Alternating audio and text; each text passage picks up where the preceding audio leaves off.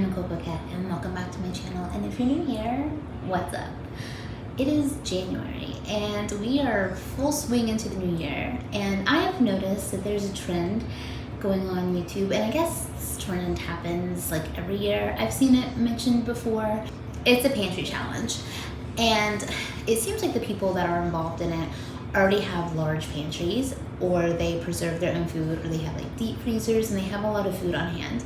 And their goal is to go through their pantry and use what they preserve and what they save, so none of it really gets wasted, and they have room to preserve the food for this year, like people with gardens, and just to make sure their food doesn't get wasted. And it's really smart.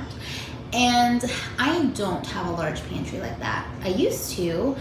After the pandemic, whenever you would go to the grocery store and food was very scarce and the shelves were empty, it kind of triggered something within me that was like, oh crap, it's probably smart to have a lot of food on hand for instances like this.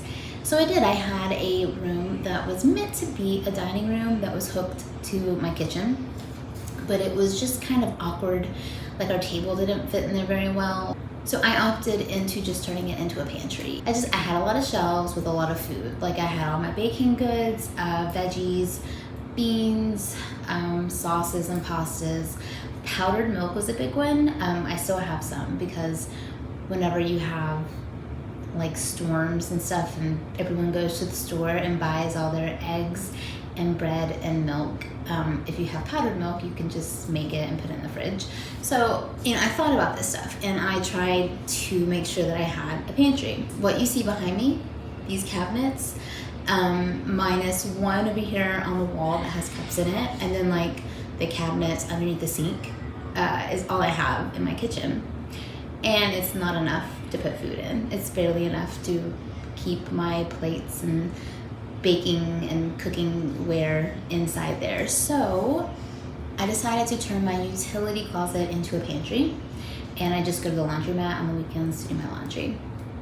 And it's not that big, but it's bigger than what some people have, and I'm grateful for that.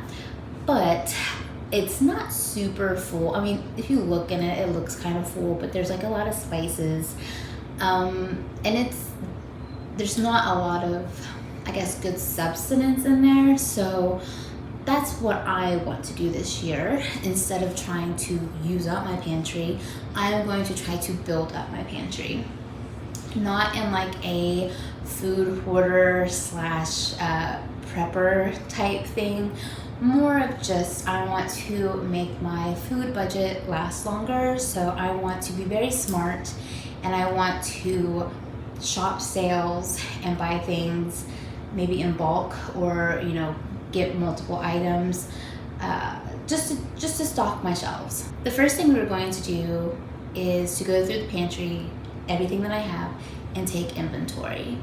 We're going to take note of what we have and try to focus on using it up first. Obviously, convenience food like beefaroni, ramen, things like that, that's not going to be a super big focus. Those are always kind of there for the kids when they don't like what we're having for dinner, or just easy stuff on the weekends or whenever. Those are just easy, convenient foods. But like more of the ingredients, I want to focus on using them and getting them out and then rebuilding it back up. The second thing we're going to do is to really pay attention to the sale ads of all the grocery stores.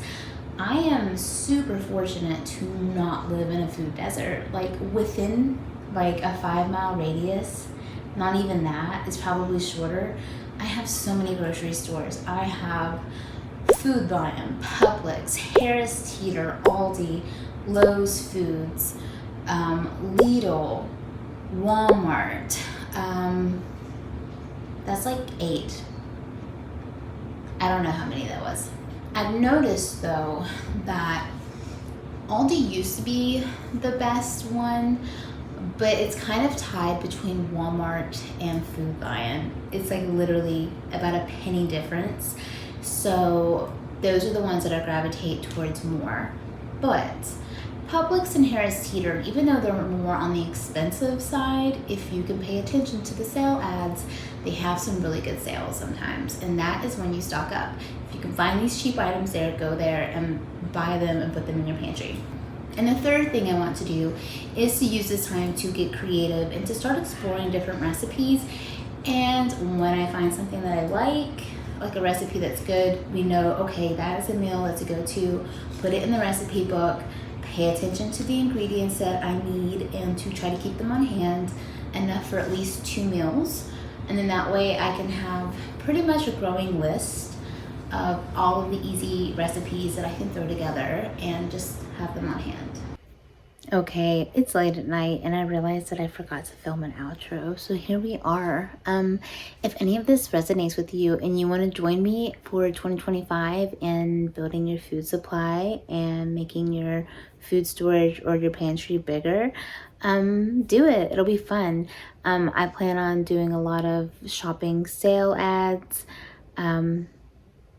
and meal planning is a big one. That's one of the areas that I lack, and I want to try to be better at that.